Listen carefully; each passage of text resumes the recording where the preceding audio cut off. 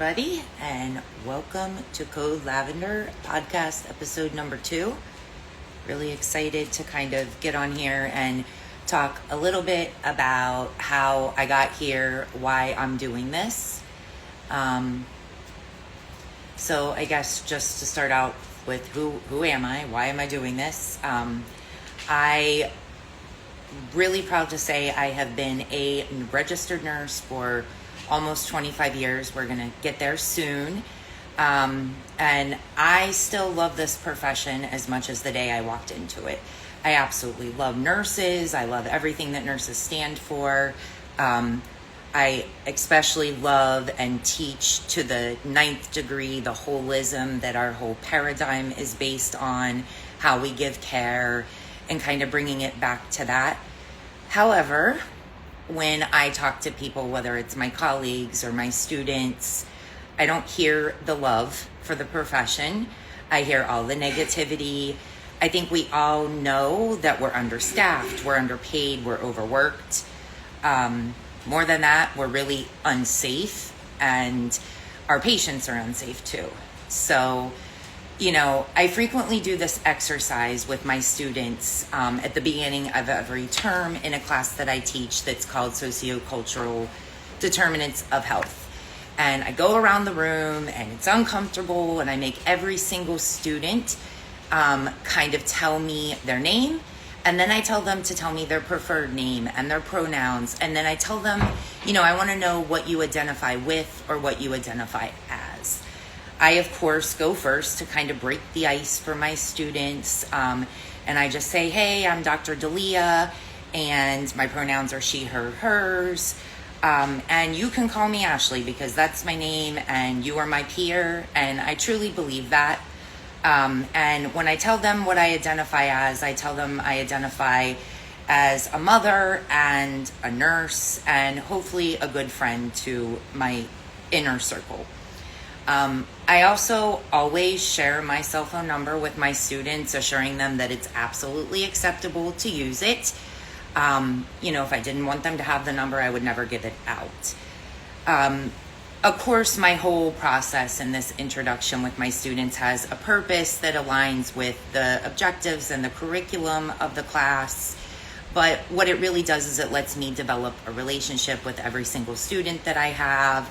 And it makes them realize that even though they might feel like a little fish in a big pond, there's something personal about it. I learn all of my students' names, and they know that they're recognized by me. I see their effort. And the class is my favorite class to teach in all the institutions I teach because it is truly just a weekly conversation.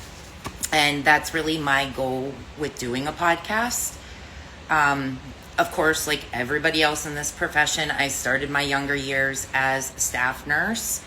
I made the best of friends. We were a close-knit team. We took care of each other. And then I decided to go into leadership. I wanted to be a really good leader. I wanted to fix the things that I disliked as a staff nurse. Like most of my colleagues and my staff and even my students that I've seen over the year, I began to become burned out. The issue with it, I never recognized it. I had no clue. I just kept going. I raised the bar. I had a lot of expectations of people that were likely unrealistic. And what I've learned as I've worked through this is that most people who experience burnout have no clue that it's happening to them. Exactly a year ago, I was at this point where I had reached my point. And, I always say everybody has a point, and I have one too. And I got there. Everything was falling apart. I was ignoring my kids. I was completely disconnected with them. I was always irritable with my significant other. I couldn't eat. I couldn't sleep. I was losing weight, yet I wasn't going to the gym. When I did sleep, I would get woken up with the phone from the hospital, some perceivable emergency. And if I did sleep, I began having these horrible nightmares. I was waking up sweating and anxious. So then I started to be a little bit aware that my attitude really sucked. The quality of my work was diminishing. I was short with my staff. At times, I was short with students a couple times, which is not how I usually am. And I began to be late. I was late with everything. I was late getting places. I was late with submitting things. And I am never late. So that was a problem. And I've always been pretty much a mild and kind of calm person. And then all of a sudden I realized I was drowning in anxiety. I had this overwhelming panic all the time. I stopped going to the gym, which obviously was kind of my escape, because I was afraid there would be some emergency that I would have to deal with that would interrupt me. And then to kind of complicate it, there were things being asked of me at work that really just went against everything that I believe. So I walked away. I threw my hands up in the air and I decided I'm not going to do this anymore. The first couple weeks out of that were really awful. I remember just sitting back thinking, oh my God, I have 4 kids. I have a mortgage. What the heck was I thinking? But I also started to quickly realize I was calm. I was sleeping. I started going back to the gym, which really helped. And eventually, I think on day 6, actually, I called up my therapist and I said to her, I think I am having something like a midlife crisis and we need to talk. We met up later that week and we caught up. She had worked with me when I was going through a divorce years ago and had been really therapeutic and helpful for me. So anybody who's really familiar with any kind of cognitive-based therapy knows that the client really does all the work and the therapist is there as kind of a guide. And that's exactly what happened. So we started at the beginning and she kind of said to me, well, what's your career been like, that led to this? And I crafted a really quick leadership answer. I did a crowd pleaser, that whole thing that had been ingrained and indoctrinated in me as a leader. I told her how accomplished I was. I made mention of all kinds of things. I listed the recent publications I had done, the research I had participated in and published, that I had just finished writing a really reputable textbook for a really great publisher. I had been nominated as Professor of the Year. I received a licensure from the state for my unit that had never been had. And I had the highest level of education that a nurse could have. I had just been invited to speak at a pretty reputable convention in the city that I was really excited about. I had been featured in a public health campaign. And her response to me after I kind of listed that all off was really direct. And she said, wow, that's a really, really great resume. Where does Ashley fit into that? So I actually didn't have an answer for her. I tried really hard. You guys know I'm quick on my toes. I tried to come up with something, but I really couldn't. So we decided to cut off the session at that point in time. And I committed to her that the next week I would come back after I had pontificated on that and really think about where I fit in and where my family fit in.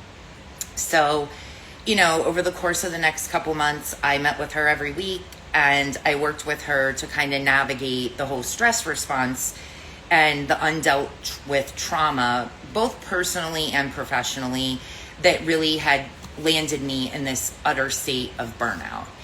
Once I realized and kind of accepted that I was burned completely out, I started little by little focusing on self-care, just one small thing I would add to my everyday, and once a week we would work on something new. So fast forward, here I am a year later. I have a job that I absolutely love. I'm working with vulnerable populations, and I'm making a difference in their life. I'm helping them.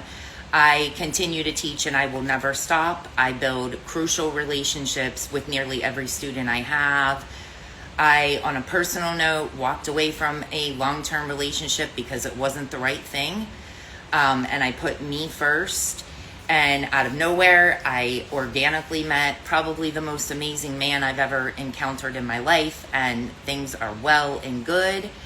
And, current state, I work every single day. I keep, checklists and calendars and things like that to make sure I'm taking care of myself. I purposely disconnect from work. I turn the phone off. It goes in a drawer. I started reading again, which is one of my favorite hobbies. And in March, I read 8 books, some for pleasure, one for a book club at work, one for, scholarly purposes. And I think the most important thing that I put effort into is that I'm really purposeful in the time that I spend with each one of my 4 kids. I give them each kind of their own time. They're older now. And I listen to them. We put the phone down and I truly guide them. So on kind of like my professional end, I really realized that there's so many people out there that need this. And I work to develop actually a stress response model that, because, we have to have an acronym. So it's actually the SAD model of stress leading to burnout. I went back and forth on that because I don't like negativity. I don't like negative words, and what's more negative than sad. But I made the decision that this is sad. It makes me sad because this is a profession that I absolutely love. But when you look at SAD, the S is for safe and secure, and we're really looking at the stress response in a systematic manner. A is anxious and aware, and then D is that drained and disconnected that you get. So I'm going to spend some time over the next few episodes really talking about how you tune in and recognize when you're getting out of the safe and secure zone and you're getting into the unsafe zones, and what you can do to navigate it and kind of halt it and get back to safe and secure before you end up burned out. And what's interesting is I talk to everybody. I talked to a guy walking his dog today, and we definitely determined that he is burned out. But anyways, it can happen to anyone. It happens obviously to healthcare professionals. I think we all know that. But it happens to teachers. It happens to coaches. It happens to artists and people with, big jobs. It happens to stay-at-home parents. It happens to our kids. So, I was previously approached about doing a podcast with a guy that I had worked for in the past in the city doing a public health campaign. But after I thought about it, I decided I would do this on my own. I'd go my own way. And so my goal here is really just to help people navigate and to really create just a community that people can identify with, and a space to kind of get it out, learn from each other, and discuss what's going on. So thank you so much for joining me, and I will see you next time.